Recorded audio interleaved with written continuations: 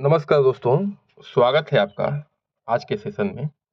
आज हम लोग करने वाले हैं टेस्ट संख्या 71 जो कि आपके यूपीपीसीएस, आरओ और साथ ही अन्य एग्जाम के लिए बहुत ही इम्पोर्टेंट है। साथ ही में हम लोग करेंगे विश्लेषण, जिससे जो है आपको जो भी इससे संबंधित आने वाले प्रश्न है वो आपको क्या होगी, आसानी होगी हल करने में। चलिए, आज जो है हम लोग पर्यावरण विशेष पे बात करेंगे, थोड़ा सा उत्तर प्रदेश के विशेष पे बात करेंगे। क्यों, ये प्रश्न जो है आपके एग्जाम में आ चुके हैं। चलिए शुरू करते हैं आज का ये सेशन। निम्नलिखित में से किस कार्य से पारिस्थितिकी संतुलन बिगड़ता है? ठीक है, निम्नलिखित में से किस कार्य से पारिस्थितिकी संतुलन बिगड़ता है? ऑप्शन क्या है? लकड़ी काटना, सामाजिक वानिकी, वन महोत्सव, वन रोपण। ठीक है, उत्तर हो जाएगा आपका ए ऑप्शन। क्या हो जाएगा? A option. ठीक है, अब देखिए, समझने वाली बात यह है कि जब हम लोग पेड़ काटते हैं, मान लीजिए ये पेड़ है, ठीक है, जब पेड़ काटते हैं तो पेड़ क्या होते हैं? पेड़ जो है जैविक और अजैविक के बीच में कनेक्टिंग लिंक होते हैं। ठीक है, जैविक और अजैविक के बीच में कनेक्टिंग लिंक होते हैं। पेड़ जो है प्रकाश का, ठीक है, कार्बन डाइऑक्साइड का, पानी का, क्लोरोफिल का, ये क्या है? अजैविक है। इनका प्रयोग करके खाना बनाते हैं और खुद तो अपना पोषण करते हैं, साथ में ही जो डायरेक्टली या इनडायरेक्टली उस पे जीव जंतु आधारित हैं उनका भी पोषण करते हैं। तो अगर आप पेड़ को काटते हैं तो क्या होता है? ये पारिस्थितिकी संतुलन उससे बिगड़ता है। आगे बढ़ते हैं, प्रश्न संख्या 2 पे आते हैं। पारिस्थितिकी निम्नलिखित के बीच पारिस्थितिकी संबंधों का अध्ययन है। जो पारिस्थितिकी है वो निम्नलिखित के बीच संबंधों का अध्ययन है। जीव और वातावरण, मनुष्य और वन, मृदा और जल, पति और पत्नी। तो उत्तर हो जाएगा ए। क्या हो जाएगा? ए। ठीक है, जो पारिस्थितिकी है वो जीव और वातावरण के बीच में क्या है? उनके संबंधों का अध्ययन है। ये बेसिक्स है पारिस्थितिकी का। ठीक है, ये क्या करता है? जीवों और उसके आसपास में जो पर्यावरण है उस पे कैसे एक दूसरे पे डिपेंडेंट है, इसको क्या करता है? डिफाइन करता है। आगे बढ़ते हैं, प्रश्न संख्या 3 पे आने से पहले थोड़ा सा जान लीजिए। ठीक है, पारिस्थितिकी को परिभाषित किया था सर्वप्रथम किसने? जर्मन वैज्ञानिक अर्नेस्ट हैकल ने। ठीक है, जर्मन जीव वैज्ञानिक थे अर्नेस्ट हैकल। उन्होंने क्या किया था? इसको परिभाषित किया था। उनके अनुसार जो है वातावरण और जीव समुदाय के मध्य पारस्परिक संबंधों के अध्ययन को क्या कहते हैं? पारिस्थितिकी कहते हैं। उनके अनुसार क्या है कि जो वातावरण है और वहां पे जो जीव जंतु रह रहे हैं उनके बीच में जो संबंध बन रहा है उन्हीं को क्या कहते हैं? पारिस्थितिकी कहते हैं। मृदा क्षरण को रोका जा सकता है। मृदा क्षरण को कैसे रोका जा सकता है? सघन वर्षा से, ठीक है, वनों के विनाश से, वन रोपण से या अतिचारण से। तो उत्तर हो जाएगा आपका सी ऑप्शन। ठीक है, वन रोपण से जो है मृदा क्षरण को रोका जा सकता है। मृदा क्षरण का मतलब ये है कि मृदा का कटाव, चाहे वो वायु से हो, जल से हो या अन्य माध्यम से हो। ठीक है, क्यों ऐसा हो सकता है? तो उसको रोकने का जो है सबसे बढ़िया तरीका है वन रोपण। अन्य तरीके भी हैं जिससे जो है मृदा क्षरण को रोका जा सकता है। वो है आपके वृक्षारोपण, वनस्पति विशेष रूप से गहरी जड़ों वाली झाड़ियां, इसको लगाइए। ठीक है, पशुओं को चराए जाने से रोक कर, ठीक है, पशु जब चरते हैं तो उनके खुर से क्या होता है? वो मिट्टी का क्या होता है, मतलब कि मिट्टी जो है ढीली होती है और हवा के माध्यम से उड़ जाती है। नदियों पर छोटे छोटे बांध बनाकर, इससे क्या होगा? पानी किससे क्षरण रुकेगा? स्थानांतरित कृषि को प्रतिबंधित करके, स्थानांतरित कृषि में क्या होता है? खास तौर से ये जो है आदिवासी टाइप के लोग करते हैं, क्योंकि उनको जो है खाद्य उर्वरक के पता नहीं होता है। ये लोग करते क्या है कि एक जगह खेती किए, उसके बाद जो है वहां का जैसे उर्वरकता खत्म होती है फिर गए दूसरी जगह जंगल साफ किए और वहां पे जो है कृषि करना शुरू कर देते हैं। तो जब जंगलों को साफ करते हैं तो वहां पे क्षरण होती है और क्या होता है? पारिस्थितिकी संतुलन भी बिगड़ता है। ढलान वाले क्षेत्रों में समुच देखिए जुताई करके। आगे बढ़ते हैं, प्रश्न संख्या 4 पे आते हैं।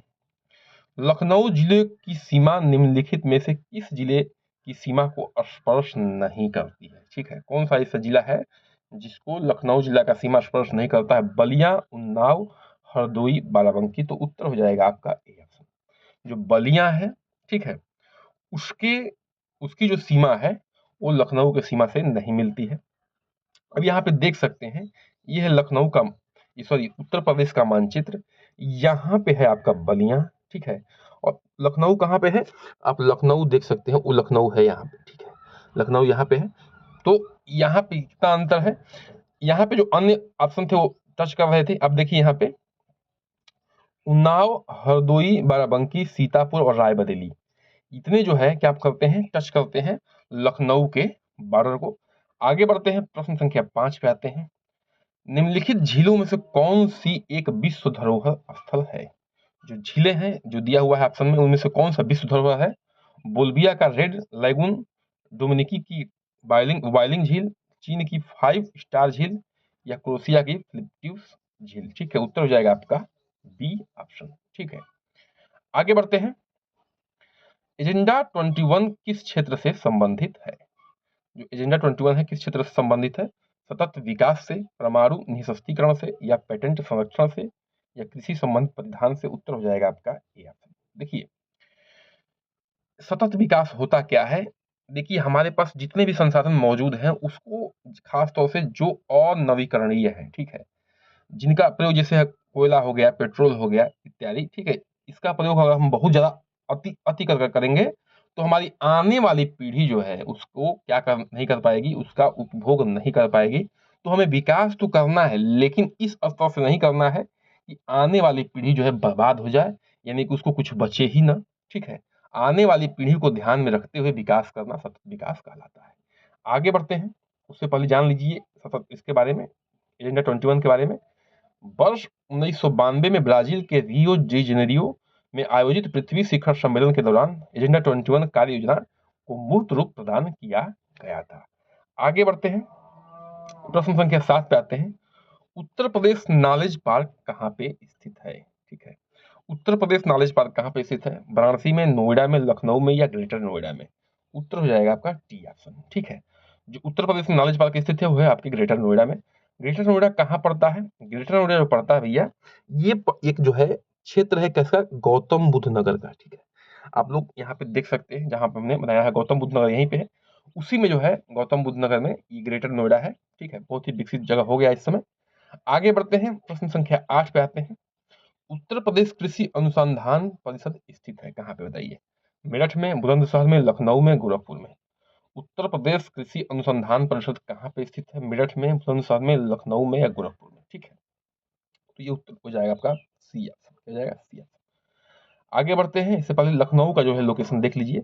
ये है उत्तर प्रदेश का मैप, और ये आप देख सकते हैं यहाँ है आपका प्यारा लखनऊ, जो उत्तर प्रदेश की क्या है, राजधानी है। ठीक है, थोड़ा सा ध्यान दे दीजिएगा। आगे बढ़ते हैं, प्रश्न संख्या 9 पे आते हैं। उत्तर प्रदेश में आलू अनुसंधान केंद्र किस जिला में स्थित है। ठीक है, फर्रुखाबाद, मेरठ, कानपुर, इलाहाबाद। उत्तर हो जाएगा आपका बी ऑप्शन। क्या हो जाएगा, बी ऑप्शन। जो आलू अनुसंधान केंद्र है, बहुत ही इंपॉर्टेंट प्रश्न है, बहुत बार पूछा गया आपके एग्जाम में। तो ये मेरठ में स्थित है। ये है उत्तर प्रदेश का मैप, और उत्तर प्रदेश के मैप में आप लोग मेरठ का लोकेशन देख सकते हैं, वो है आपका यहाँ पे। ठीक है, आगे बढ़ते हैं, प्रश्न संख्या 10 पे आते हैं। मेघालय का लोक नृत्य है। ठीक है, मेघालय का लोक नृत्य क्या है, नाटी, लोहो, बम्बू नृत्य, या खानटुम। उत्तर हो जाएगा आपका बी ऑप्शन। ठीक है, खास तौर से ये जो है, ठीक है, मेघालय में जयंतिया लोग इसको, इस नृत्य को एंजॉय करते हैं। और आप लोग ये प्यारे इंडिया के मैप में, ठीक है, देख सकते हैं मेघालय का लोकेशन वो है आपका यहाँ पे। ठीक है, तो ध्यान देना है, जो हम गोला बना रहे हैं उसके बीच में मेघालय दिखेगा, आप वहीं पे है। तो अब बाकी जो अन्य ऑप्शन थे, जैसे नाटी, नाटी हिमाचल प्रदेश में, बम्बू नृत्य मिजोरम में, खानटुम जो है महाराष्ट्र में। तो ये भी आपको याद रखना है, कुछ भी आ सकता है आपके एग्जाम में, क्योंकि हम इसलिए विश्लेषण भी करते हैं कि जो भी उससे संबंधित प्रश्न आए आप उसको एग्जाम में कर ले जाएं। तो ऐसी जानकारी के लिए बहुत बहुत जुड़ने के लिए बहुत बहुत धन्यवाद। ठीक है, और आप जो है बने रहिए हमारे साथ। चलो करिए सब्सक्राइब, लाइक, शेयर। नमस्कार।